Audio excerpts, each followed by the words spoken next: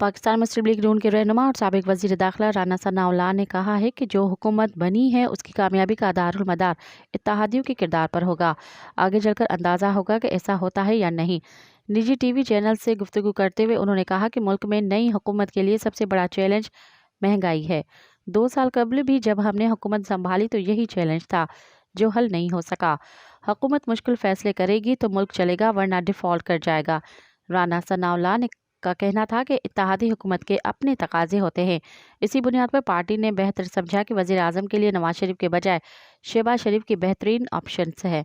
अगर मुस्लिम लीग नून को सादा अक्सरियत मिल जाती है और नवाज शरीफ वज़ीर आज़म बनते तो मुल्क 2 साल में मसाइल के दलदल से निकल जाता। लीगी रहनुमाओं ने कहा कि अवाम ने इलेक्शन में जो फैसला दिया है उससे मुत्तफिक नहीं हूँ। ये सूरत हाल मुल्क को मज़ीद दलदल में धकेल सकती है। अब जो हुकूमत बनी है इसकी कामयाबी का दारोमदार इत्तेहादियों के किरदार पर होगा। अगर इत्तेहादियों ने साथ दिया तो शहबाज शरीफ मसाइल पर काबू पा लेंगे। मज़ीद ख़बरनि ऐं तफ़सीलात लाइ विज़िट कयो असांजी वेबसाइट www.awamiNewsHD.com ऐं ॾिसंदा रहो अवामी न्यूज़ HD।